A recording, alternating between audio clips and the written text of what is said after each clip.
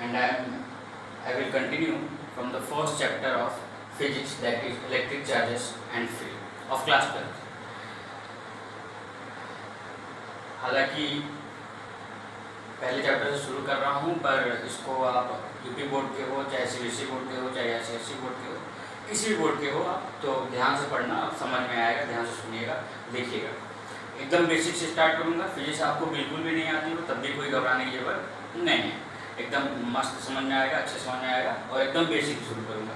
तो जो आज का टॉपिक मैं डिस्कस करने वाला हूँ वो ये है कि चार्ज क्या होते हैं, चार्ज या इलेक्ट्रिक चार्ज क्या होते हैं, पोलैरिटी ऑफ चार्ज क्या होती है, मेथड ऑफ प्रोड्यूसिंग या ट्रांसफरिंग ऑफ चार्ज कैसे होता है, क्या होता है, चार्जिंग बाय इंडक्शन थोड़ा इंपॉर्टेंट है, ये क्या होता है, प्रॉपर्टीज ऑफ चार्ज क्या होते हैं, और कूलम्स लॉ तक मैं आज कोशिश करूँगा कि डिस्कस कर।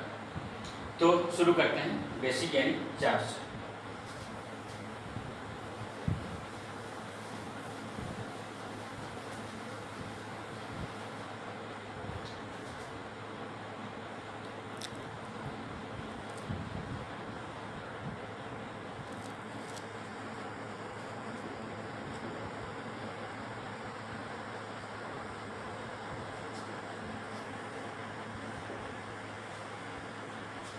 एक बात ध्यान दीजिएगा कि अगर वीडियो आपको अच्छा लगे और चीज़ें अगर आपको समझ में आएँ और आप चाहें कि मैं फर्दर इसको कंटिन्यू करूं, लेक्चर बनाते रहूं, तो प्लीज़ सब्सक्राइब कर दीजिएगा, लाइक कर दीजिएगा, और जाहिर सी बात है जब ये दोनों करोगे तो शेयर तो करोगे। तो शुरू करता हूँ चैप्टर से। देखो, बेसिकली जितने भी सब्सटेंस हमारे नेचर में हमें आसपास दिखते हैं, ऑब्जेक्ट दिखते हैं, कुछ जो न भी दिखते हों, वो बेसिकली सब हम लोग सब जानते हैं। बेसिक ये एजुकेशन है या बेसिक नॉलेज है कि वो एटम से मिलकर बने होते हैं। एटम से फंडामेंटल पार्टिकल है एटम, जो एक इंडिविजुअल पार्टिकल है, ये हम लोग सब लोग जानते हैं। फिर जितने भी सब्सटेंस हमें आसपास हमारे दिखते हैं हमको, चाहे वो कंडक्टर हो, इंसुलेटर हो, सेमीकंडक्टर हो, डाइलेक्ट्रिक हो, कुछ भी हो, वो हमारा एटम से मिलकर बने होते हैं। और एटम में ध्यान से सुनना कि एटम में दो सब एटॉमिक पार्टिकल्स होते हैं जनरली। एक को हम लोग बोलते हैं पॉजिटिव और दूसरे को हम लोग बोलते हैं नेगेटिव। एक को हम लोग बोलते हैं प्रोटॉन, जो कि पॉजिटिव होता है, और दूसरे को हम लोग बोलते हैं इलेक्ट्रॉन, जो कि नेगेटिव होता है। ऐसा हम लोग जानते हैं, ये जनरली हम लोगों को बताया गया है। क्लास 8 में ही बताया गया होगा आप लोगों को, 9th में बताया गया होगा कि जितने भी हमारे सब्सटेंस अगल बगल दिखते हैं वो एटम से मिलकर बने होते हैं, और एटम के अंदर दो सब एटॉमिक पार्टिकल उसके होते हैं, proton, electron. Positive basically proton जो होता है वो बेसिकली पॉजिटिव चार्ज का होता है, इलेक्ट्रॉन जो होता है वो बेसिकली नेगेटिव चार्ज का होता है। अब अगर हम इसके कॉन्फ़िगरेशन की, एटम के अंदर की कॉन्फ़िगरेशन की बात करेंगे तो एक चीज़ हमको और समझ में आएगी कि अगर ये हमारा एटम है तो एटम के ठीक सेंटर पे होता है न्यूक्लियस। एटम के ठीक सेंटर पे न्यूक्लियस होता है, और इसी न्यूक्लियस के अंदर होते हैं प्रोटॉन, और जो इलेक्ट्रॉन होता है वो इसके अराउंड एक सेल में रिवॉल्व करता है। जो इलेक्ट्रॉन होता है वो उसके अराउंड एक सेल में रिवॉल्व करता है। तो यहाँ से दो चीज़ें कंफर्म हुई। दो चीज़ें ये कंफर्म हुई कि प्रोटॉन जो है वो एक बाउंड चार्जेस है। ध्यान से सुनना कि प्रोटॉन जो है वो बाउंड चार्जेज है। बाउंड चार्जेज मतलब ये जनरली ये न्यूक्लियस के अंदर ही भटकता रहेगा, न्यूक्लियस से बाहर ही नहीं निकल पाएगा। और यहाँ पे हमको अच्छे से दिख रहा है कि इलेक्ट्रॉन जो है वो मूव कर रहा है, वो आराम से रिवॉल्व कर रहा है न्यूक्लियस के अराउंड, यानी ये मूव करने की टेंडेंसी इलेक्ट्रॉन की है अच्छे से। तो यहीं से हमारा इलेक्ट्रिसिटी, इलेक्ट्रिक फोर्स या इलेक्ट्रिक चार्ज का कॉन्सेप्ट शुरू होता है कि भैया इलेक्ट्रॉन जो है वो मूव कर सकता है। यहाँ से एक चीज़ और दिमाग में आ गई या गौर करने वाली बात है कि electron is free to move. Electron is free to move around the nucleus. तो होता क्या है कि जब हम लोग आगे चलते जाएंगे, यहाँ से हालांकि एक चीज़ क्लियर हो गया कि चार्ज दो तरह के होते हैं, और होते क्या हैं चार्ज होते हैं एक फंडामेंटल पार्टिकल्स या फंडामेंटल कॉन्फ़िगरेशन, जिससे मिलके हमारा एटम बना होता है। इन चार्जेस दो तरह के चार्जेस होते हैं, एक पॉजिटिव होता है और एक नेगेटिव। तो पॉजिटिव चार्जेस को हम लोग प्रोटॉन बोलते हैं, नेगेटिव चार्जेस को हम लोग इलेक्ट्रॉन बोलते हैं। पॉजिटिव चार्जेस न्यूक्लियस में बाउंड रहता है, न्यूक्लियस में बाउंड रहने की वजह से ये फ्री टू मूव नहीं यानी ये फ्रीली मूव नहीं कर सकता, और इलेक्ट्रॉन चूंकि रिवॉल्व करता है इसलिए हम ये भी कह सकते हैं कि ये फ्री टू मूव है, यानी ये मूव करने के लिए स्वतंत्र है। बस इसकी एक कंडीशन है, एक दो कंडीशन है, वो ध्यान रखना, वो अभी मैं बताता हूँ।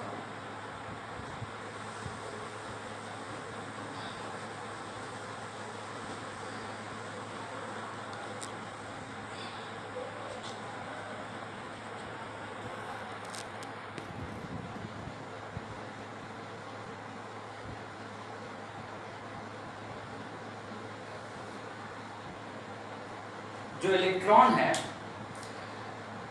केमिस्ट्री के हिसाब से आप लोग जानते हो कि वो एनर्जी गेन करने पे या एनर्जी लूज करने पे अपना ऑर्बिट या अपना सेल छोड़ करके आगे या पीछे जा सकता है, अपर या लोअर सेल में जा सकता है, यहीं से उसकी फ्री करने की या मूव करने की टेंडेंसी होती है।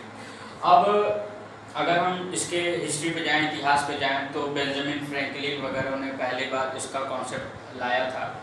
उन्होंने किया क्या था कि उन्होंने ये पता लगाया था कि जो चार्ज है उनमें मूव करने की टेंडेंसी होती है, और वहाँ से पहली बार कॉन्सेप्ट आया था उस समय से कि जो बॉडी है वो नेगेटिव चार्ज होती है या पॉजिटिव चार्ज होती है।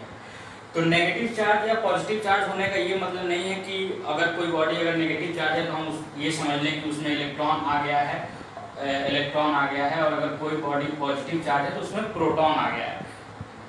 जनरली इसको गौर से समझेंगे तो क्लियर होगा। अगर हम लोग ऐसे समझेंगे कि इलेक्ट्रॉन चला गया या प्रोटॉन आ गया वगैरह वगैरह, तो कन्फ्यूजन पैदा होगा। तो समझते हैं कॉन्सेप्ट क्या है। कॉन्सेप्ट ये है कि एक नॉर्मल केस में अगर हम किसी बॉडी को लेते हैं, किसी बॉडी को अगर हम नॉर्मली लेते हैं एकदम, तो ये बॉडी हमारी न्यूट्रल होती है। न्यूट्रल क्यों होती है? न्यूट्रल सिर्फ इसलिए होती है क्योंकि नंबर ऑफ प्रोटॉन या पॉजिटिव चार्ज हमेशा बराबर होंगे नंबर ऑफ नेगेटिव चार्ज के। तो जब नंबर ऑफ पॉजिटिव चार्ज बराबर होंगे नंबर ऑफ नेगेटिव चार्ज के, तो हमें वो बॉडी न्यूट्रल मिलती है। अब होता क्या है कि बेंजामिन फ्रैंकलिन ने या उस समय के तमाम एक दो साइंटिस्ट और थे जिन्होंने ये गौर किया कि अगर हम किसी भी बॉडी को रब करते हैं तो क्या करते हैं जनरली, अगर हम किसी मार्कर खोलें और अगर अपने बालों पे रब करें तो गौर से देखोगे तो रब करते वक्त हम कर क्या रहे हैं? रब करते वक्त हम कहीं ना कहीं से इस मार्कर को एनर्जी दे रहे होते हैं, एनर्जी की वजह से ये मूव कर रहा होता है। अब ये एनर्जी जो है वो मार्कर एक्सर्ट कर रहा है हमारे बालों पे, जिसकी वजह से बालों में या मार्कर्स में जो चार्जेस होंगे वो एनर्जी गेन करेंगे। तो जब एनर्जी गेन करेंगे तो उनमें मूव करने की टेंडेंसी आएगी, क्योंकि अभी भी मैंने बताया कि एनर्जी गेन करने पे इलेक्ट्रॉन आगे पीछे भागते हैं। तो एनर्जी जब गेन करेंगे तो चार्जेस जो हैं उनमें मूव करने की टेंडेंसी आएगी। अब होता क्या है कि अगर इलेक्ट्रॉन मूव करके, यानी अगर दो मटेरियल, ये एक रॉड है और ये मैं मान लेता हूँ एक फर है, कैट फर है या कुछ भी है, तो अगर हम इस रॉड से फर में अगर हम रब कर रहे हैं और जब इतना रब हो गया कि चार्जेस के पास एनर्जी गेन करने की टेंडेंसी आएगी, तो चार्जेस जो हैं वो रॉड से निकल करके फर में ट्रांसफ़र होंगे। एकदम गौर से समझना कि चार्जेस जो होंगे वो रॉड से निकल के फर में ट्रांसफ़र होंगे। ये मान लो एक फर है और ये हमारा रॉड है। तो जब चार्जेस निकल के फर में ट्रांसफ़र होंगे तो अगर इलेक्ट्रॉन ट्रांसफ़र हुआ फर में, ध्यान सुनना कि अगर इलेक्ट्रॉन ट्रांसफ़र हुआ फर में तो फर हो जाएगा नेगेटिव चार्ज, फर हो जाएगा नेगेटिव चार्ज। और चूंकि इलेक्ट्रॉन इसमें से ट्रांसफ़र हो गया था तो यहाँ एब्डोएंट अमाउंट में क्या बच जाएगा? यहाँ एब्डोएंट अमाउंट में बच जाएगा प्रोटॉन, यानी रॉड अपने आप पॉजिटिव चार्ज हो गया। यानी कभी भी ऐसा मत समझना कि कोई चीज़ पॉजिटिव चार्ज हो रही है तो प्रोटॉन का ट्रांसफर हो रहा है।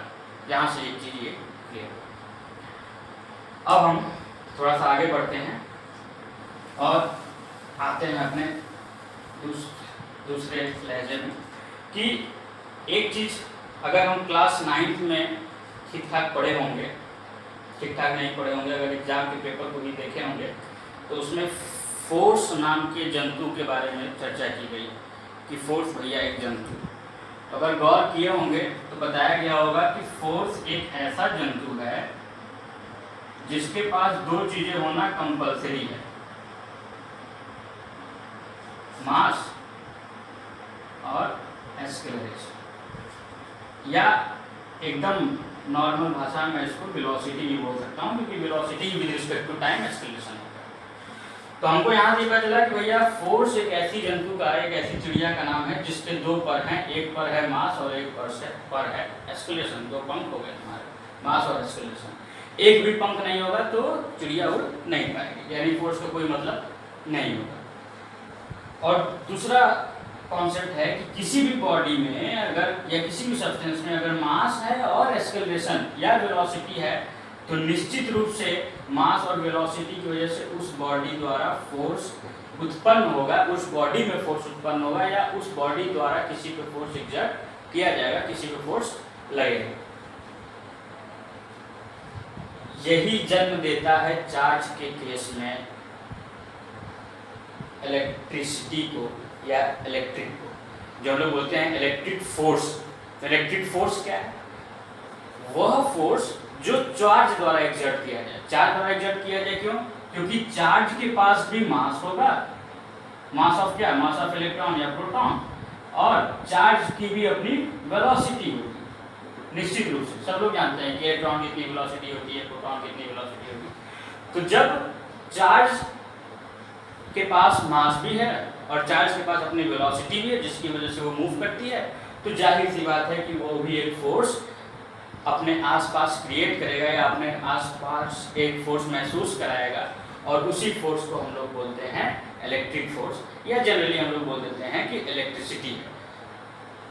अगर महसूस करना है इसको तो आप लोग अपने अपने घरों में किसी भी स्विच में अगर थोड़ा सा उंगली डालेंगे ऑन करके तो आपको ये महसूस होगा कि हाँ गुरुजी सही बता रहे थे, इसमें फोर्स लग रहा है, तो वही फोर्स तुम्हारा इलेक्ट्रिक फोर्स हो जाएगा।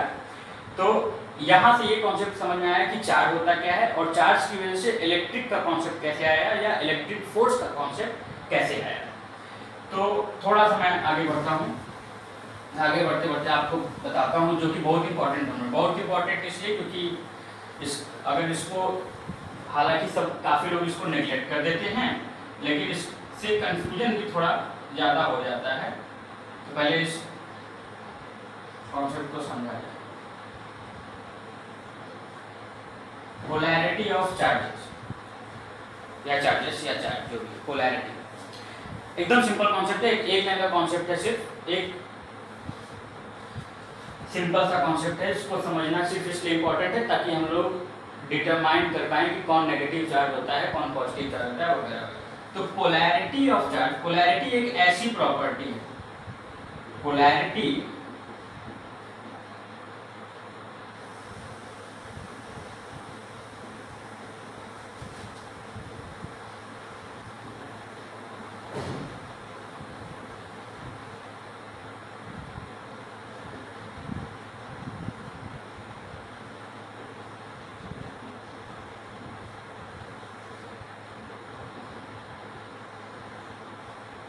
तो पोलैरिटी कुछ नहीं, पोलैरिटी एक ऐसी प्रॉपर्टी है जिसकी वजह से हम चार्जेस को डिफरेंशिएट कर सकते हैं। चार्जेस को डिफरेंशिएट करने का मतलब ये पॉजिटिव चार्ज है या नेगेटिव चार्ज है। फॉर एग्जांपल कि अगर हम ऐसे ये लेते हैं, कोई सब्सटेंस लेते हैं, कोई रॉड लेते हैं नॉर्मल, तो अगर यहाँ पे पॉजिटिव चार्ज एक्यूमुलेट है और यहाँ पे अगर नेगेटिव चार्ज एक्यूमुलेट है, तो हम ये कह देंगे कि भैया ये वाला जो एंड है ये पॉजिटिव पोल है। हम कह देंगे कि ये वाला जो एंड है वो पॉजिटिव पोल है, और हम ये कह देंगे कि ये वाला जो एंड है भैया वो निगेटिव पोल है।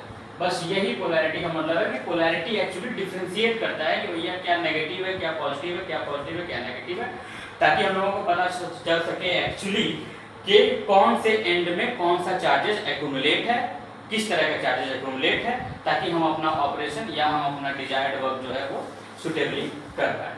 तो यही है polarity of charges. Polarity of charges के बाद हम इम्पोर्टेंट डिस्कशन अब शुरू करते हैं।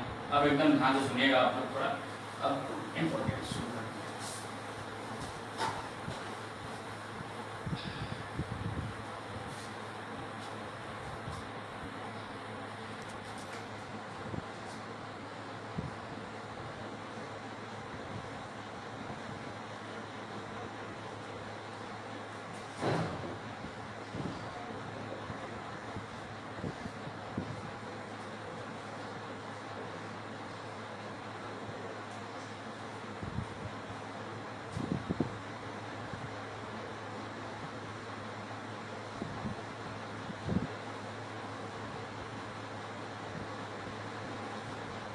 इसके बाद का हमारा टॉपिक है मेथड ऑफ ट्रांसफरिंग और प्रोड्यूसिंग अ चार्ज। बहुत इंपॉर्टेंट टॉपिक है। आप कह सकते हैं कि यहाँ से हमारा चैप्टर जो है वो बेसिकली शुरू हो रहा है। इसके पहले सिर्फ इंट्रोडक्शन था, सिर्फ छोटी मोटी बातें थी जो आप लोग सोते समय भी अगर सुनोगे तो समझ में आ जाएगा और नींद भी अच्छी आएगी एकदम तगड़ी। तो यहाँ से बेसिक आप मत सोइएगा, बेसिक कॉन्सेप्ट शुरू होता है। बेसिकली होता क्या है कि चार्जेस की ये एक नेचुरल प्रॉपर्टी है कि वो मूव करेगा का मतलब ये है कि ट्रांसफर होगा एक जगह से दूसरी जगह। ट्रांसफर होने का भी यही मतलब होता है। तो चार्जेस की बेसिक प्रॉपर्टी है मूव करने की, लेकिन उसके साथ कुछ कंडीशन जुड़ी हुई हैं। वो कंडीशन एक बार मैं पहले भी बोल चुका हूँ। वो कंडीशन ये है कि या तो चार्जेस एनर्जी गेन या लूज करे, या तो चार्जेस पे किसी तरह का फोर्स महसूस हो जिसकी वजह से वो अपना जो है वो आपका कैसा फोर्स महसूस हो, रिपल्सन का या तो अट्रैक्शन का। चार्जेस दो ही तरह के फोर्सेस महसूस कराते हैं, या तो रिपल्सन का या तो अट्रैक्शन का। अगर सेम चार्जेस हुए, सेम चार्ज यानी अगर पॉजिटिव या नेगेटिव तो रिपल्सन, जाहिर सी बात है, बचपन में भी पढ़े होंगे तुम लोग। और अगर अनलाइक चार्जेस हुए जैसे इलेक्ट्रॉन प्रोटॉन या प्रोटॉन इलेक्ट्रॉन तो अट्रैक्टिव फोर्स शो होगा। तो या तो इस फोर्सेस की वजह से चार्जेस का ट्रांसफर हो सकता है, एक जगह से दूसरी जगह चार्ज मूव कर सकते हैं, या तो चार्जेस किसी तरह एनर्जी गेन या लूज करते हैं तो उनका ट्रांसफर एक जगह से दूसरी जगह हो सकता है। यहीं से हमारा चैप्टर भी शुरू होता है, क्योंकि अब चार्जेस बहुत मूव करेंगे और उनके मूवमेंट को हम लोगों को डील करना होगा। तो शुरू करते हैं। तो कई प्रोसेस हैं, कई मेथड हैं हमारे ट्रांसफर होने के चार्ज के या प्रोड्यूस होने के चार्ज के। वो एक एक मेथड में बताऊंगा। हालांकि बहुत लंबा मैं नहीं जाऊंगा क्योंकि वो आपके सिलेबस में नहीं है, पूछा भी कभी नहीं जाएगा। अगर आप लोगों को वो जानना होगा, यही नहीं कुछ भी अगर आप लोगों को इसका जानना होगा तो कमेंट में ज़रूर हमसे क्वेश्चन पूछ लीजिएगा, मैं उसको एक दिन डिस्कस करूँगा बढ़िया से। तो पहला मेथड है जो हमारा ट्रांसफरिंग का या प्रोड्यूसिंग का, वो हमारे विद्वान लोगों ने कहा है कि रबिंग, बाय रबिंग, या इसी को हम लोग फ्रिक्शन बोलते हैं। रबिंग मेथड या फ्रिक्शन मेथड। तो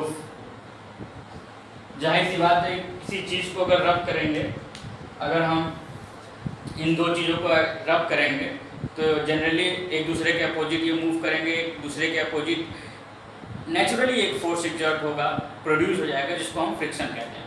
तो इसीलिए दोनों नाम है कि रबिंग, अगर हम एक बॉडी को दूसरे बॉडी से रब करते हैं या दूसरी बॉडी पे रब करते हैं तो निश्चित रूप से नेचुरली एक फोर्स उत्पन्न हो जाएगा। दोनों बॉडी एक दूसरे पर लगाएंगी अपोजिट फोर्स, मूवमेंट के अपोजिट फोर्स, जिसको हम लोग फ्रिक्शन कहते हैं। इसीलिए इसको या तो रबिंग मेथड भी कहा जाता है या तो फ्रिक्शन मेथड भी कहा जाता है। तो कंफ्यूज मत होना कि फ्रिक्शन मेथड अलग है क्या, रबिंग मेथड अलग है क्या, दोनों एक ही मेथड।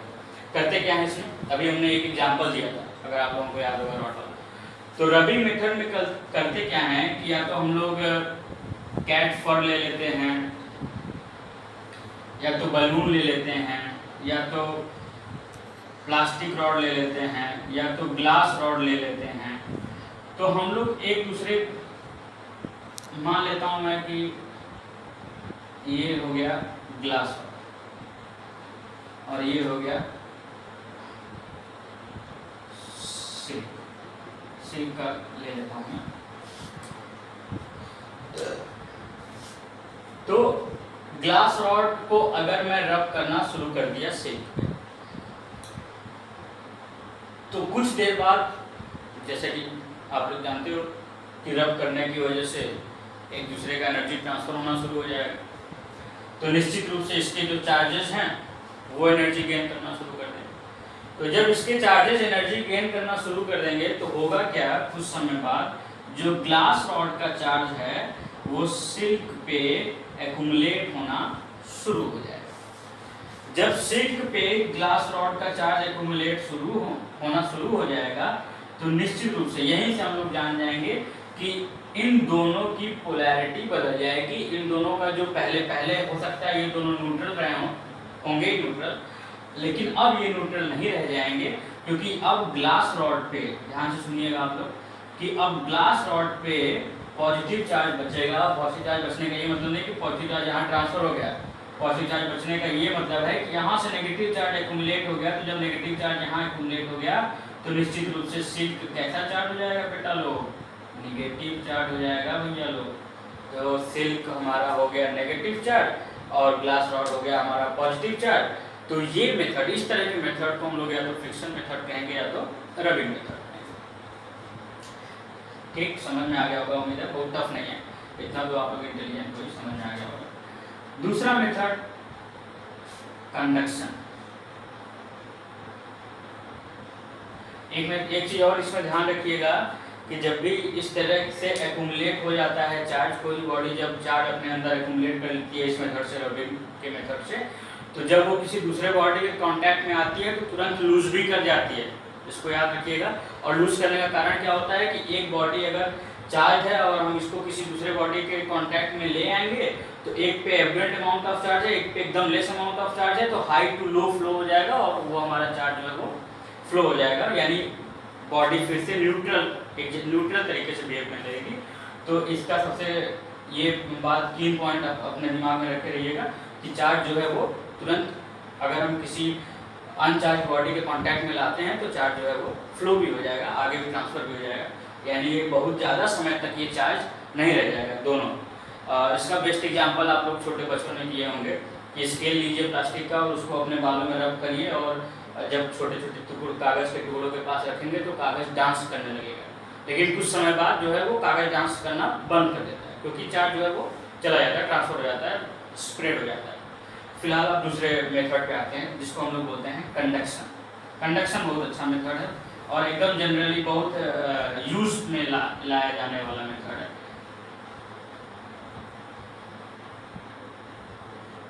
कुछ नहीं, कंडक्शन एक ऐसा मेथड है जिसमें चार्ज का ट्रांसफर या चार्ज प्रोड्यूस होता है by the method of conducting. Conducting मतलब कि किसी भी दो सरफेसेस को हम लोगों को इसमें कांटेक्ट में लाना होता है। कांटेक्ट में लाने की वजह से, जनरली मेटल बॉडीज को कांटेक्ट में लाने की वजह से जब चार्ज का एक जगह से दूसरी जगह ट्रांसफर होता है तो इसको हम लोग कंडक्शन कहेंगे। तो कंडक्शन का भी विस्तृत रूप आपका इस चैप्टर में नहीं है, आगे आएगा जो चैप्टर में बेसिकली सेमीकंडक्टर वगैरह में, तो मैं उसको अच्छे से एक्सप्लेन करूँगा। इसी तरह एक मेथड है आप लोगों का फोटो इलेक्ट्रिक, एक मेथड है आपका थर्मो आयनिक, एक मेथड है आपका फील्ड एमिशन। इस तरह से करके कई मेथड हैं। फोटो इलेक्ट्रिक में हम लोग सनलाइट या लाइट का यूज़ करते हैं चार्ज को प्रोड्यूस करने में या चार्ज को मूव कराने में। उसी तरह थर्मो आयनिक में हम लोग हीट एनर्जी का यूज़ करते हैं। उसी तरह फील्ड एमिशन में हम लोग फील्ड की कैपेसिटी का यूज़ करते हैं, नेगेटिव और पॉजिटिव चार्जेस की कैपेसिटी का यूज़ करते हैं कि जो ज़्यादा कैपेबल होगा वो दूसरे अपोजिट चार्जेस को अट्रैक्ट या रिपेल कर देगा। तो इस तरीके से इन मेथड से हम जो है वो चार्जेस को या तो ट्रांसफ़र करते हैं या तो प्रोड्यूस करते हैं। लेकिन हमारे जो इस चैप्टर में एक्सप्लेनेशन था वो सिर्फ इसी का था, इसलिए मैं इसको विस्तृत रूप से अच्छे से एक्सप्लेन किया हूँ। अगर इनके बारे में भी आप लोगों को जानना होगा तो प्लीज़ मुझे कमेंट बॉक्स में बोल दीजिएगा, मैं इसको भी एक्सप्लेन आपको जरूर कर दूँगा, निश्चित रूप से कर दूँगा। और मैं इसलिए भी इसको एक्सप्लेन नहीं कर पा रहा हूँ क्योंकि मेरे बच्चों ने काफ़ी दिन से बोल रखा है कि सर जल्दी करिए, टाइम बीता जा रहा है, तो मैं उनको उनके टॉपिक तक आने की जल्दी से जल्दी कोशिश कर रहा हूँ, इसलिए ये अभी एक्सप्लेन मैं नहीं कर रहा। तो बुरा मत मानिएगा, अगर आप लोगों को जानना होगा तो मुझे प्लीज़ कमेंट बॉक्स में बता दीजिएगा, तो मैं इसको फिर से एक्सप्लेन कर दूँगा। फिर आगे बढ़ते हैं हम।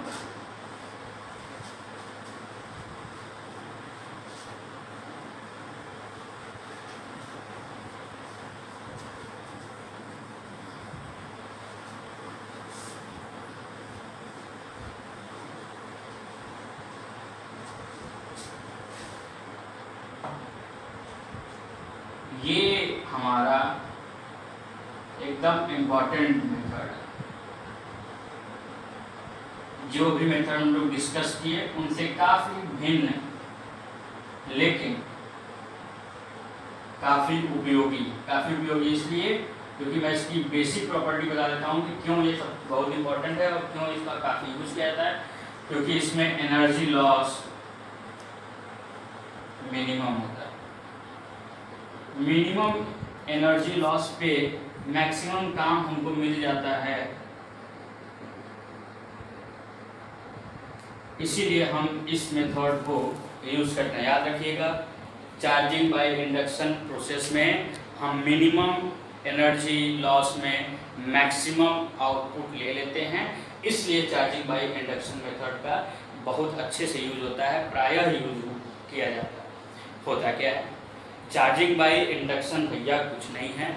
चार्जिंग बाय इंडक्शन में हम लोग चार्जेस को या तो ट्रांसफ़र करते हैं या तो किसी भी बॉडी को अपने डिज़ायर्ड चार्जेस के हिसाब से बनाते हैं। यानी अगर हमको किसी बॉडी को पॉजिटिव बनाना है तो पॉजिटिव बनाते हैं, नेगेटिव बनाना है तो नेगेटिव चार्ज का बनाते हैं।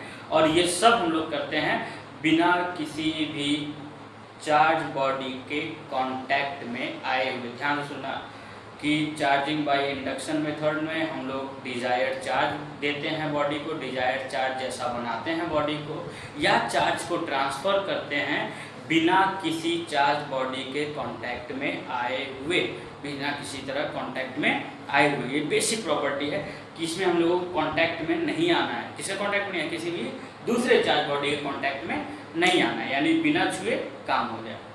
तो बढ़िया है, बिना छुए काम हो जा रहा है, क्या चाहिए तुम लोग। तो चार्जिंग बाय इंडक्शन शुरू करते हैं। इस बात को ध्यान रखना कि इसमें एनर्जी लॉस मैक्सिमम होता है, मिनिमम होता है, और एनर्जी लॉस मिनिमम इसीलिए होता भी है क्योंकि हम लोग जब कांटेक्ट में आते नहीं हैं, तो जब कांटेक्ट में आते नहीं हैं तो उसकी एनर्जी से हमारा मतलब ही क्या, उतना हमको उतनी उसकी दूसरी वाली बॉडी की एनर्जी से उतना मतलब होता नहीं है उसके। बस देखते हैं आगे देखते हैं, अभी बता दूँगा, उतना अच्छे समझ नहीं आएगा। तो मैं इसमें तमाम तरह के बुक में तमाम तरह की अलग अलग कंडीशंस दी हुई हैं। मैं 2-3 कंडीशन आप लोगों के साथ डिस्कस करता हूँ, 1-2 कंडीशन। इस 1-2 कंडीशन से आप लोगों को सारी बातें क्लियर हो जाएंगी। तो पहले केस में डिस्कस करता हूँ।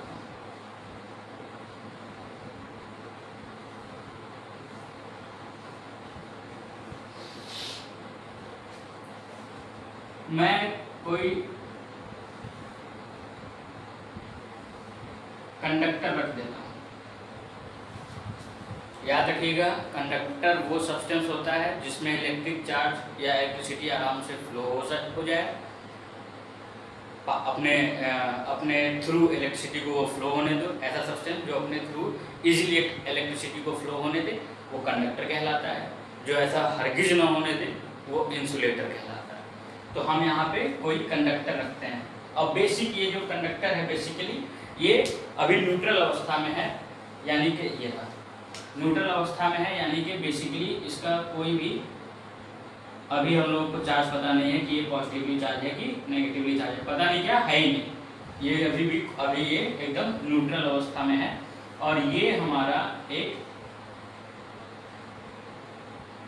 इंसुलेटिंग स्टैंड है। याद रखिएगा, इंसुलेटिंग स्टैंड है, यानी कि करंट या कोई भी चार्ज इससे पास नहीं हो पाएगा। हमने एक इंसुलेटिंग स्टैंड लगा दिया। अब ये हमने एक इलेक्ट्रिकली न्यूट्रल रॉड लिया है। इलेक्ट्रिकली न्यूट्रल रॉड मतलब कि न्यूट्रल है, इसका ये मतलब नहीं कि इसमें चार्ज ही नहीं है।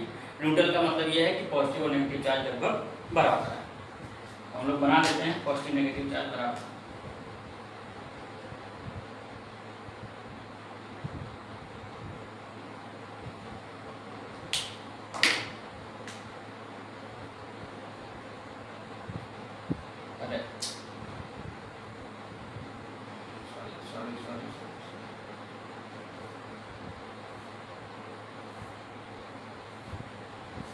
तो ये हमारा हो गया पॉजिटिव और negative charge, electrically neutral rod हो गया, यानी कि इसमें पॉजिटिव और नेगेटिव चार्ज बराबर हो।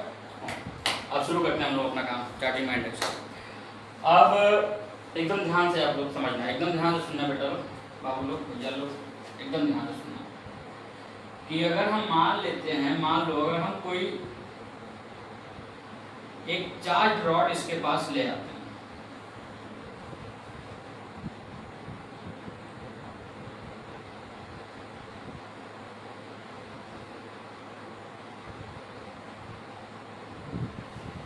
कोई हम लोग नेगेटिव चार्ज रॉड इसके पास ले आते हैं, एकदम ध्यान से सुनना, कोई नेगेटिव चार्ज रॉड हम इसके पास ले आते हैं। पोल पे बना देता हूँ ज़्यादा।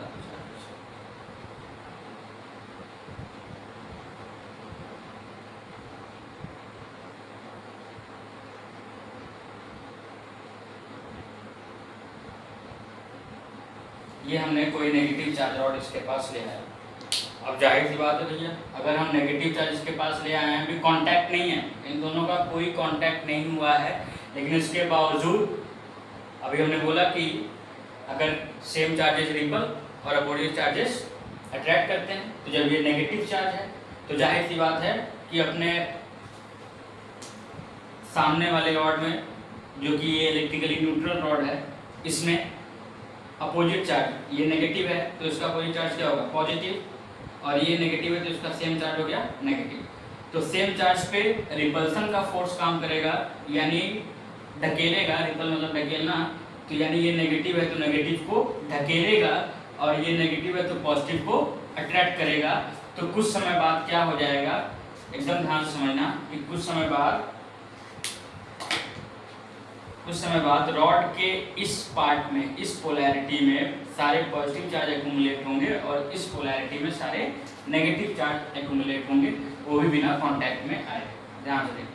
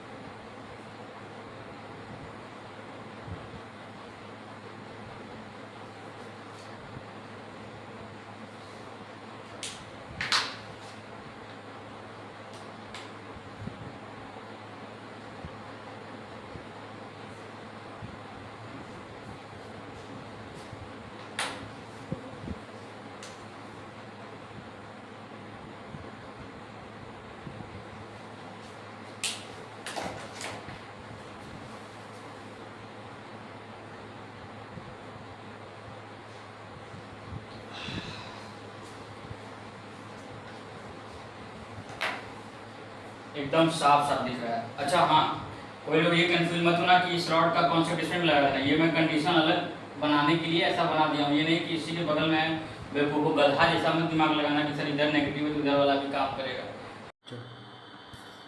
तो पहली कंडीशन में हमने जैसा कि देखा था कि हमारा रॉड पे नेगेटिव चार्ज एक्यूमुलेट हुआ है, सॉरी नेगेटिव चार्ज रॉड को अगर हम ले आए हैं इलेक्ट्रिकली न्यूट्रल रॉड पे, इलेक्ट्रिकली न्यूट्रल रॉड का मतलब ही हो गया कि पॉजिटिव और नेगेटिव चार्ज लगभग सेम है, जिसकी वजह से ये इलेक्ट्रिकली न्यूट्रल है।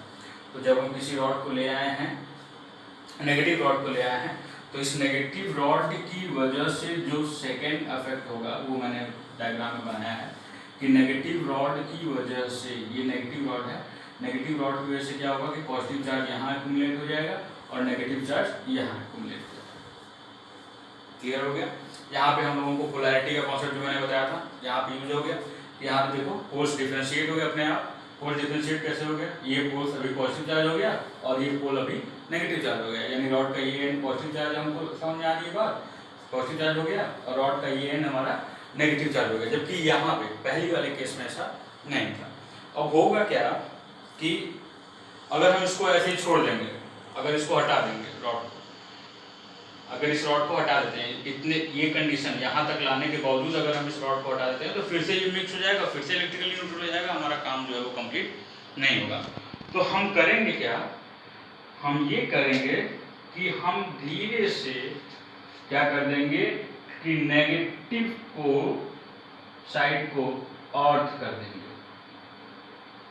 अर्थ कर देंगे या अर्थिंग कर देंगे। अर्थिंग क्या होता है, तो भैया एक्स्ट्रा चार्जेस को हम लोग अर्थ से जोड़ देते हैं ताकि वो एक्स्ट्रा चार्जेस हमारा जो है वो एक मीडियम के थ्रू, जो एक्स्ट्रा चार्जेस हमारा वो एक मीडियम के थ्रू अर्थ में चला जाए। जनरली ये हम लोग घरों में करते हैं ताकि हाई वोल्टेज जब मीटर में आए, एमसीबी में आए या घरों में आए तो वो अर्थिंग के थ्रू नीचे चला जाए, अर्थ में चला जाए और हमारा अप्लायंसेस खराब ना हो। तो वही जनरली कॉन्सेप्ट हम लोग यहाँ पे लगाएंगे कि हम लोग नेगेटिव एंड को अर्थिंग कर देंगे। तो जब अर्थिंग कर देंगे तो होगा क्या, जब हम लोग अर्थिंग कर देंगे तो जो नेगेटिव चार्जेज है वो अर्थिंग के थ्रू अर्थ में चला जाएगा। ये मीडियम के थ्रू सारा नेगेटिव चार्जेस जो है वो अर्थ में चला जाएगा। अब जब अर्थ में चला जाएगा उसके बाद हम अर्थिंग को हटा देंगे। तीसरे केस में मैं बना देता हूँ।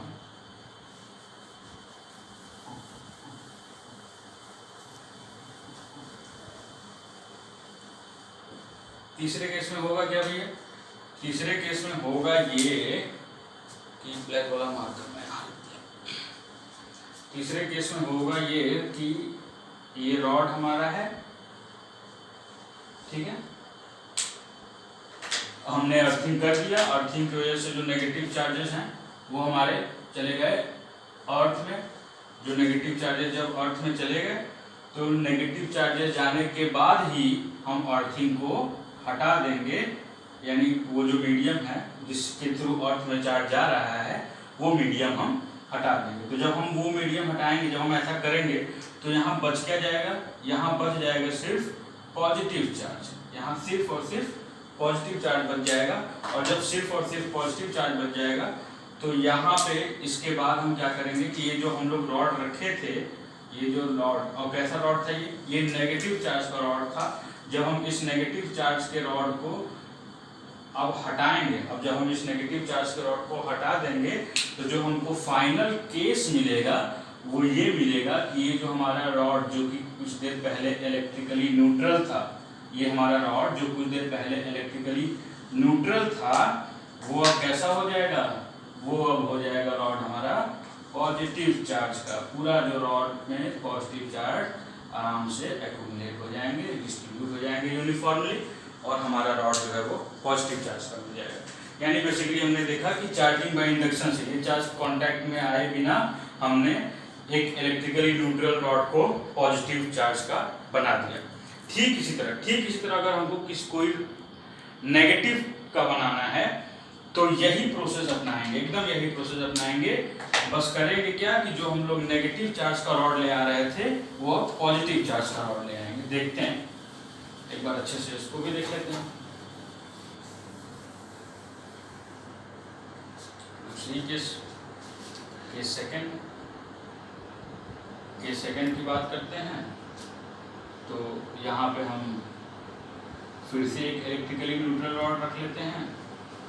इसमें हम लोग फिर से इंसुलेटिंग मीडियम लगा देते हैं, इंसुलेटिंग स्टैंड लगा देते हैं।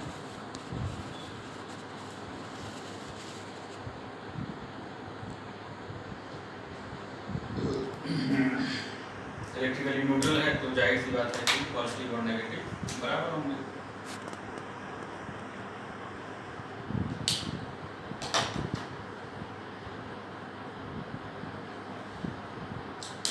उस वाले में हमने पॉजिटिव बनाया था, इस वाले में हम लोगों को नेगेटिव बनाना है।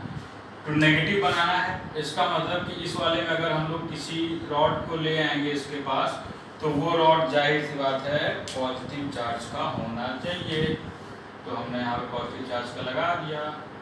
अब जब हमने पॉजिटिव चार्ज का रॉड लगा दिया भैया, तो जब पॉजिटिव चार्ज का रॉड लगा दियो तो हुआ क्या? जब हमने पॉजिटिव चार्ज का रॉड लगा दिया तो हुआ यूं कि ये हमारा रॉड है, ये इंसुलेटिंग स्टैंड है, और ये हमारा रॉड पॉजिटिव चार्ज वाला है, और हमने इसमें पॉजिटिव चार्ज बना भी दिया। जब हमने पॉजिटिव चार्ज का रॉड इसके पास ले आया तो जाहिर सी बात है पॉजिटिव को रिपल करेगा, नेगेटिव को अट्रैक्ट करेगा। तो जब पॉजिटिव को रिपल करेगा और नेगेटिव को अट्रैक्ट करेगा तो सारे पॉजिटिव चार्ज जो हैं वो यहाँ पहुँच जाएंगे और सारे नेगेटिव चार्ज जो हैं वो यहाँ पहुँच जाएंगे। मजा आ गया इसमें। अब हम लोग क्या करेंगे? इसको भी अर्थिंग कर देंगे। अब हम लोग फिर से इसको अर्थिंग कर देंगे। यहीं पे बहुत कंफ्यूजन होता है लड़कों को। ये लड़के पहले ध्यान से इसको सुने कि यहाँ पे जब हम लोग इसको अर्थिंग करेंगे तो पॉजिटिव चार्ज नहीं मूव करेगा अर्थ में।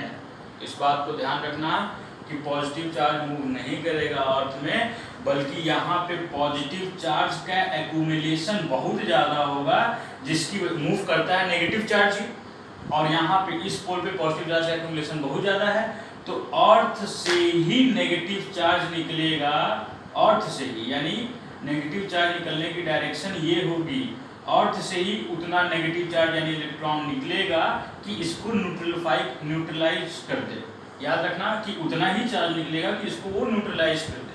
अगर यहाँ पे 3 प्रोटॉन है तो 3 ही इलेक्ट्रॉन अर्थ से निकल के इसको न्यूट्रलाइज कर देगा। जब इसको न्यूट्रलाइज कर देगा, याद रखना, जब इसको न्यूट्रलाइज कर देगा, तो जब जैसे ही ये न्यूट्रलाइज हुआ वैसे ही पॉजिटिव चार्ज का एग्जिस्टेंस ही खत्म हो गया और उतने ही नेगेटिव चार्ज अर्थ से आए थे कि इसको न्यूट्रलाइज कर दिया। एक्स्ट्रा चार्जेस ना कम आए थे ना ज़्यादा आए थे। तो ये जब न्यूट्रलाइज हो गया तो क्या बच गया, सीधे सिर्फ हमारा नेगेटिव चार्ज बच गया। उसके बाद हम इस रॉड को हटा लेंगे, तो जब इस रॉड को हटा लेंगे तो यहाँ पे हमको सिर्फ और सिर्फ ये रॉड हमारा जो है वो नेगेटिव चार्ज का मिल जाएगा। तो भैया चार्जिंग ऑफ इंडक्शन से हमने रॉड को पॉजिटिव बनाना भी सीख लिया, हमने रॉड को नेगेटिव बनाना भी सीख लिया। अब एक कंडीशन और डिस्कस कर लेते हैं, जनरली काफ़ी बुक्स में दिया गया है, तो तुम लोगों में कोई मलाल न रह जाए, कोई बुराई न बतिया दो धीरे से कि वो वाला स्फीयर वाला नहीं बताए, तो इसलिए स्फीयर वाला भी बता देते हैं। नहीं तुम लोग तो हम जान नहीं रहे हैं।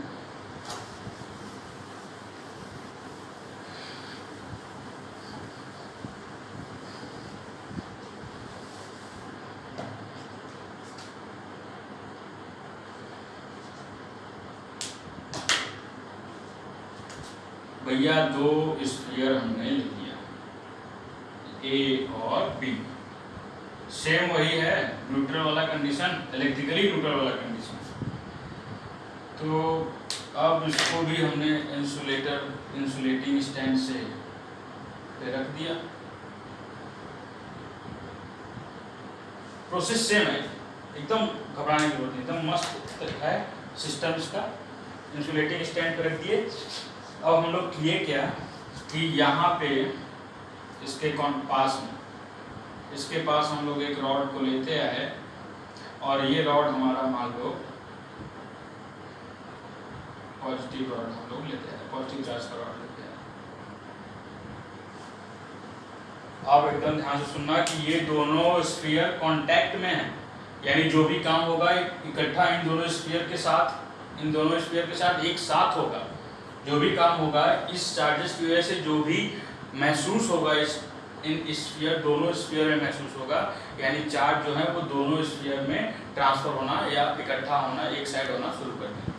तो करेंगे क्या, करेंगे ये कि जब हमने यहाँ पे पॉजिटिव चार्ज रखा है तो जाहिर सी बात है यहाँ पे नेगेटिव चार्ज एक्यूमुलेट हो जाएगा स्फीयर के इस एंड पे, और यहाँ पे पॉजिटिव चार्ज एक्यूमुलेट हो जाएगा स्फीयर के इस एंड पे।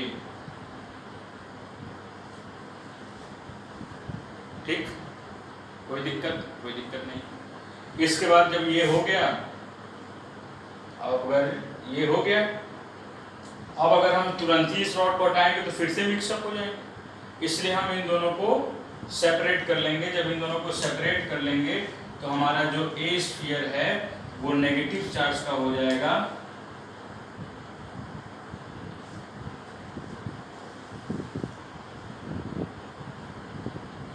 जब हम इन दोनों को सेपरेट कर लेंगे ए और बी, तो ये हमारा नेगेटिव चार्ज एक्यूमुलेट हो जाएगा सरफेस पे,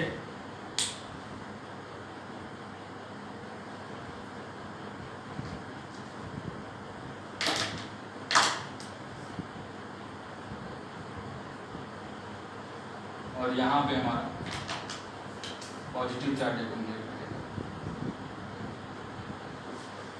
यहाँ पे हमारा पॉजिटिव चार्ज एक्यूमुलेट हो जाएगा। इस रॉड को हालांकि अब हम लोग हटा देंगे, तो हमारा एक स्फीयर नेगेटिव चार्ज का, एक स्फीयर पॉजिटिव चार्ज का, इस तरह से तमाम केसेस हैं। आप लोग को इंडक्शन हालांकि समझ में आ गया होगा। इसके अलावा अगर कोई केसेस आप लोगों को नहीं समझ में आया और आप लोगों को जिस भी किताब से पढ़ रहे हो, चाहे एनसीईआरटी से पढ़ रहे हो, चाहे प्रदीप से पढ़ रहे हो, चाहे रजनी खरीदे से पढ़ रहे हो, चाहे किसी से भी पढ़ रहे हो, अगर कोई कन्फ्यूजन हो गया या कुछ भी नहीं समझ में आया तो मुझसे एक बार कमेंट में पूछना, मैं उसको फिर से एक्सप्लेन करूँगा। अब मैं इसके आगे क्योंकि अभी बहुत लंबा है, तो उसके आगे का टॉपिक है तुम्हारा प्रॉपर्टीज ऑफ चार्ज।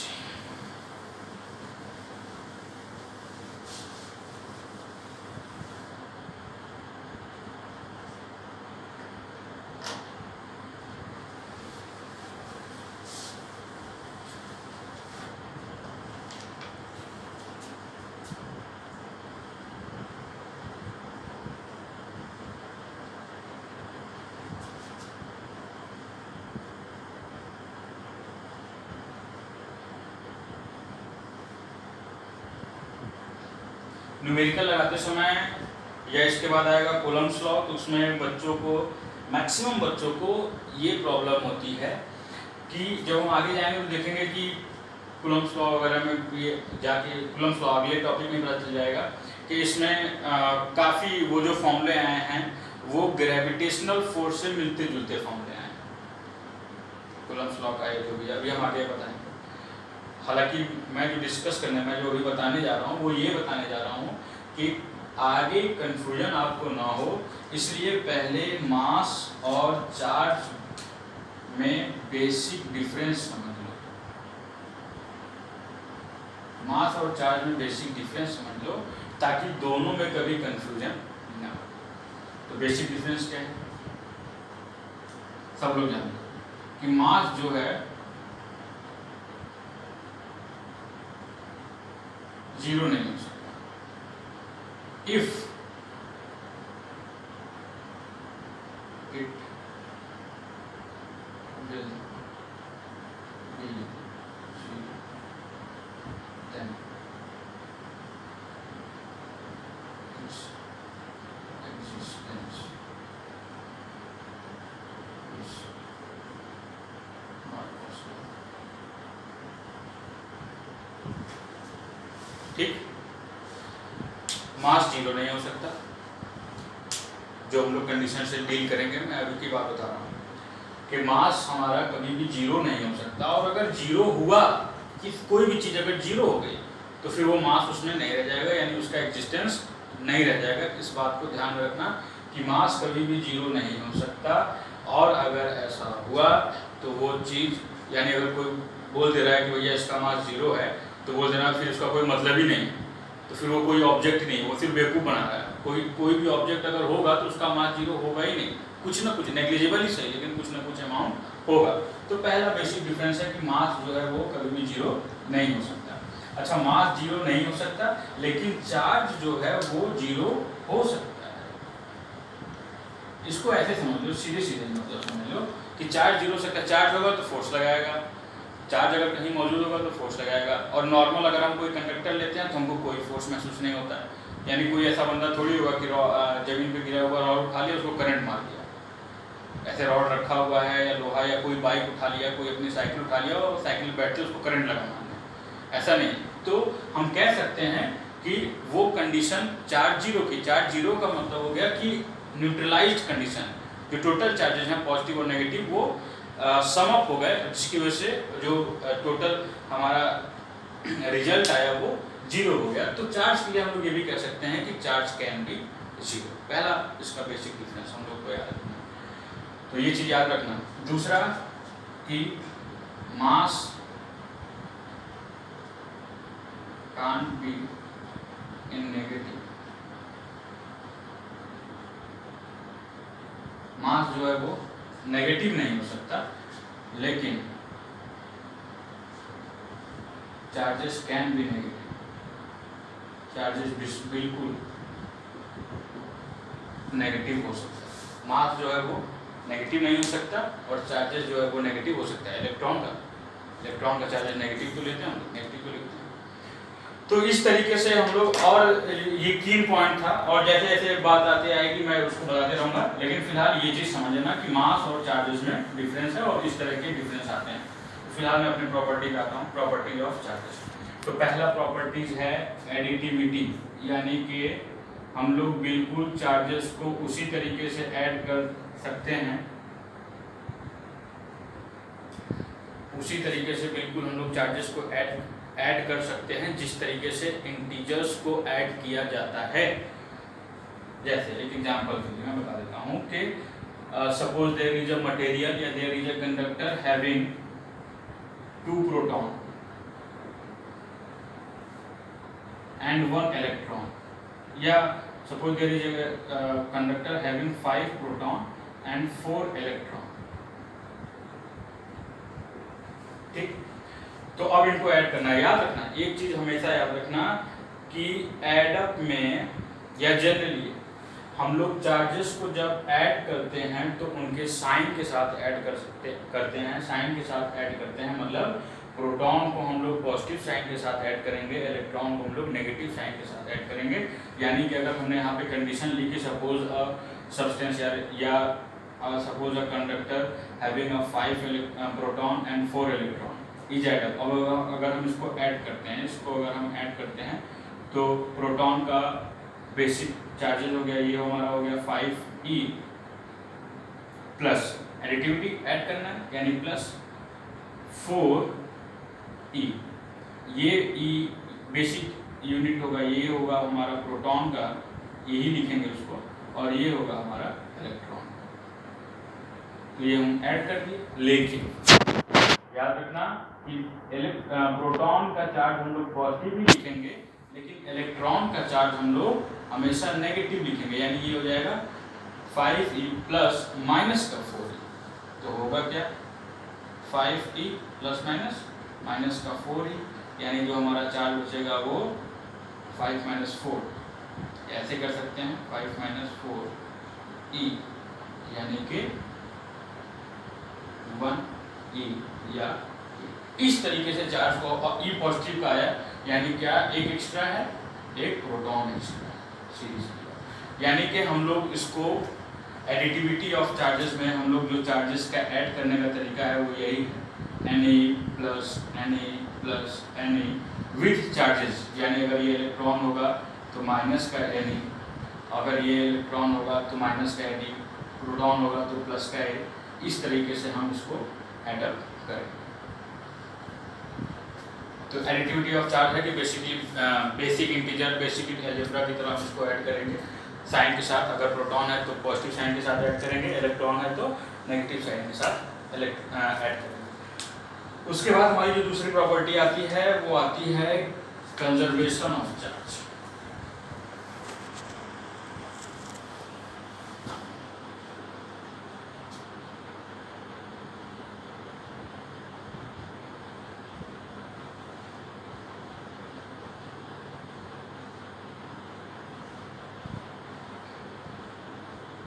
ये हमेशा याद रखना इस टर्म में।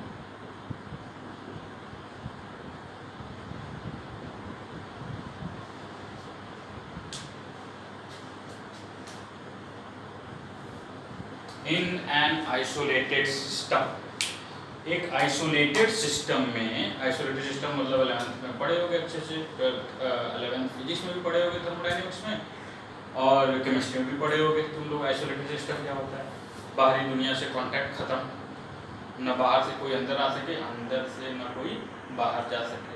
सोचो कभी ऐसा हो तो क्या हो। तो आइसोलेटेड सिस्टम में अगर कोई बॉडी है तो वो उस बॉडी में या उस सब्सटेंस में कंजर्वेशन ऑफ चार्ज का नियम लगेगा। कंजर्वेशन ऑफ चार्ज का नियम लगेगा मतलब कि एक्स्ट्रा चार्ज या कोई भी चार्ज न तो क्रिएट होगा न तो डिस्ट्रॉय होगा, वो ट्रांसफ़र हो सकता है, मूव हो सकता है जगह से दूसरी जगह पे, लेकिन कोई भी चार्ज जो है वो आइसोलेटेड सिस्टम में किसी भी चार्ज को हम लोग ना क्रिएट कर सकते हैं ना तो डिस्ट्रॉय कर सकते हैं। ये कंजर्वेशन ऑफ चार्ज का दूसरा नियम है, यानी उसकी प्रॉपर्टी, दूसरी प्रॉपर्टी याद रखना आइसोलेटेड सिस्टम में ही। अन्यथा अगर हम आइसोलेटेड सिस्टम से परे जाएं तो कई बार ऐसा देखा गया, नेचर में ऐसा देखा गया है कि जो न्यूट्रल चार्जेस होते हैं वही पॉजिटिव और नेगेटिव चार्जेस में कन्वर्ट हो जाते हैं आगे जा करके। तो कहीं ना कहीं से अगर हम लोग देखेंगे तो चार्जेस यानी कि थोड़ा बहुत बने हैं, तो इसीलिए यहाँ पे ये टर्म याद रखिएगा आप लोग, आइसोलेटेड सिस्टम। तो आइसोलेटेड सिस्टम में चार्जेस जो हैं वो कंजर्वेशन का सिद्धांत, कंजर्वेशन का नियम, कंजर्वेशन का रूल फॉलो करते हैं। तीसरा है क्वांटाइजेशन ऑफ चार्ज।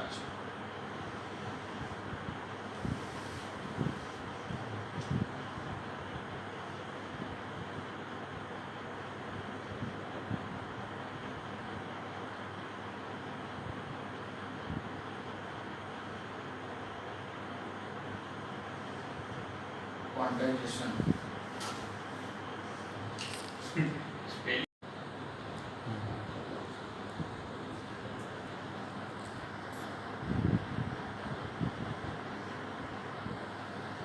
तो तीसरा हमारा मेथड है quantization of charge. Quantization quanta शब्द से आया है, या क्वांटा शब्द से क्या मैं ऐसे एक्सप्लेन करता हूँ। कि क्वांटाइजेशन ऑफ चार्ज का मतलब ही सिर्फ ये हो गया कि जो चार्जेस निकलेंगे वो हमेशा इंटीग्रल मल्टीपल होंगे बेसिक यूनिट ऑफ चार्जेस के। अब बेसिक यूनिट ऑफ चार्जेस क्या है? बेसिक यूनिट ऑफ जो चार्ज है वो हमारा है ई हमारा है basic unit of charge. Electron रहा तो नेगेटिव का, प्रोटॉन रहा तो पॉजिटिव का। ये इंटीग्रल मल्टीपल होगा, तो यानी कि इंटीग्रल मल्टीपल की हम लोग अगर हम बात करें तो इंटीग्रल मल्टीपल यानी तो किसी भी सिस्टम में जो टोटल नंबर ऑफ चार्जेस होगा, क्वांटाइजेशन का यही मतलब हुआ कि जो total number of charges Q होगा वो हमेशा बेसिक मल्टीपल होगा, सॉरी इंटीग्रल मल्टीपल होगा बेसिक यूनिट ऑफ चार्जेस ई के। ये हमारा इंटीग्रल मल्टीपल हो गया।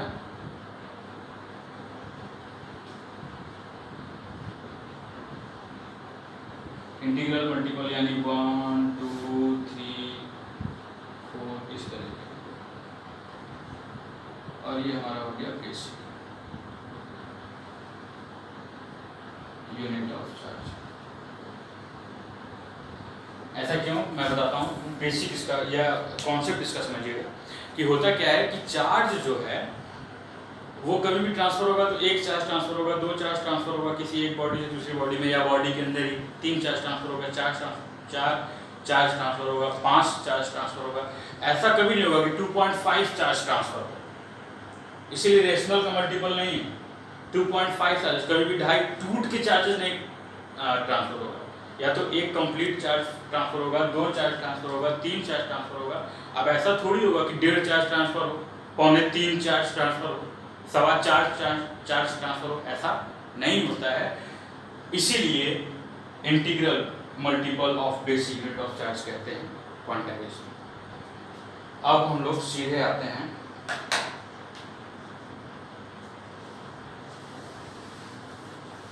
कूलम्ब्स लॉ पे। भैया कूलम्ब्स लॉ पे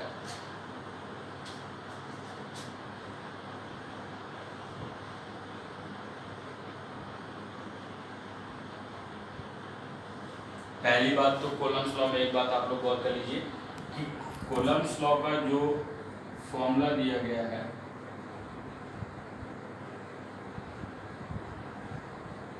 बेसिकली जो स्टार्टिंग का फॉर्मूला है वो एक्सपेरिमेंटली दिया गया है, तो इसीलिए आपको कहीं इसकी प्रूफ नहीं मिलेगी। मतलब शुरुआत में है, बाद में आप किसी और तरीके से प्रूफ करें, हम लोग भी प्रूफ करेंगे, वो अलग की बात है। लेकिन इनिशियली जो कूलम्ब्स लॉ का फॉर्मूला दिया गया था वो एक्सपेरिमेंटली दिया गया था। उन्होंने कई बॉडीज के ऊपर एक्सपेरिमेंट किया था, वहाँ से उन्होंने एक्सपेरिमेंटली फॉर्मूला जो है कूलम्ब्स ने डिसाइड किया था। और क्या डिसाइड किया था कूलम्ब्स ने? कूलम्ब्स ने ये डिसाइड किया था कि अगर मान लेते हैं हम कोई चार्ज रखा गया है, कोई दो चार्ज रखा गया है Q1 और Q2, कोई दो चार्ज रख दिया गया, ये हमारा हो गया Q1 और ये चार्ज हो गया हमारा। उसके बाद इनके बीच की जो डिस्टेंस है, इन दोनों चार्जेस के बीच की जो डिस्टेंस है वो हम मान लेते हैं आर। तो कूलम्ब्स ने ये बताया था कि जो फोर्स होगा, फोर्स तो लगेगा ही, क्योंकि हमने पहले भी डिस्कस किया था कि चार्ज अगर होंगे तो उसके पास मास होगा, उसकी अपनी कुछ वेलोसिटी होगी या एक्सेलरेशन होगा। तो जब चार्ज है उसके पास मास, उसकी वेलोसिटी है, तो जाहिर सी बात है आगे पीछे दाएं बाएं वो फोर्स एक्सर्ट करेंगे, लगाएंगे, इम्प्लीमेंट करेंगे। तो यानी इन दोनों चार्जेस के बीच भी कुछ ना कुछ फोर्स होगा। और ये भी हम लोग जानते हैं कि अगर सेम चार्जेस में तो रिपल्सन का, अपोजिट चार्जेस में तो अट्रैक्शन का। तो कूलम्ब्स लॉ दिया क्यों गया? कूलम्ब्स लॉ सिर्फ इसलिए दिया गया, या कूलम्ब्स ने लॉ ये इसलिए दिया ताकि फोर्स कितना लगेगा उसकी वैल्यू हमको पता चल सके। जो फोर्स लगेगा इन दोनों चार्जेस के बीच या किसी भी दो चार्जेस के बीच, उनके बीच का जो फोर्स लगेगा वो फोर्स का हम लोग वैल्यू, मैग्नीट्यूड निकाल सकते। तो अगर हम लोग यहाँ पे इनिशियली मानते हैं कि कोई दो चार्जेस है Q1 और Q2 है, इनके बीच की डिस्टेंस अगर R है, तो कूलम्ब्स लॉ ने बताया था कि जो फोर्स होगा इन चार्जेस के बीच या जो फोर्स का मैग्नीट्यूड होगा वो डायरेक्टली प्रोपोर्शनल होगा प्रोडक्ट ऑफ चार्जेस के, यानी Q1 और Q2 के प्रोडक्ट डायरेक्टली प्रोपोर्शनल होगा प्रोडक्ट ऑफ चार्जेस के। और इन्होंने कहा था कि इनवर्सली प्रोपोर्शनल होगा, इनवर्सली याद रखना, इनवर्सली प्रोपोर्शनल होगा उनके बीच के डिस्टेंस के। जब हम इक्वेशन 2 और 1 मिलाएंगे, जब हम इक्वेशन 1 और 2 मिलाएंगे तो F प्रोपोर्शनल हो जाएगा Q1 Q2 upon R square. F proportional हो जाएगा Q1 Q2 upon R square. हम लोग मैथमेटिकल नियम भी जानते हैं कि अगर हम लोग प्रोपोर्शनैलिटी को हटाते हैं तो एक कांस्टेंट लगाना पड़ता है। तो यहाँ पे वो कांस्टेंट हमारा K है, यानी K F equal to K Q1 Q2 upon R square. ये K हमारा जो है वो कांस्टेंट है, इसका एक पर्टिकुलर नाम भी है, ठीक है। तो ये हमारा यहाँ पे कूलम्ब्स लॉ दिया गया है और K की वैल्यू जो है वो हम कुछ इस तरीके से लिखते हैं। K इक्वल टू होता है 1/4 पाई एप्सिलॉन नॉट। तो यहाँ पे F इक्वल टू हो जाएगा 1/4 pi epsilon naught Q1 Q2 upon R square. ये हमारा कूलम्ब्स लॉ द्वारा फोर्स का मैग्नीट्यूड हम कुछ इस तरीके से निकालेंगे। F equal to 1/4 pi epsilon naught Q1 Q2 upon R square. और K कांस्टेंट की जो वैल्यू होती है वो होती है हमारा 9 × 10⁹। याद रखिएगा ये कैसे निकाला गया। जब हम चार्ज की वैल्यू 1 कूलम्ब्स और इनके बीच की डिस्टेंस 1 ऐसे करके रख के देखे तो एक्सपेरिमेंटली जो हमारा वैल्यू आया K का वो 9 × 10⁹। इसकी यूनिट भी निकाल सकते हैं आप लोग। यूनिट कैसे निकालेंगे, खुद भी निकाल लेंगे। R इधर ले जाएंगे और Q1 Q2 को डिवाइड में लिख रखेंगे तो आप लोग एलिमेंट में पढ़े होंगे, इसकी यूनिट भी निकाल लोगे। तो इसके आगे अब हम लोग अगले वीडियो में डिस्कस करेंगे, न्यूमेरिकल भी लगाएंगे, डायरेक्शन भी देखेंगे, सब मज़ेदार है डिस्कस करेंगे। Thank you.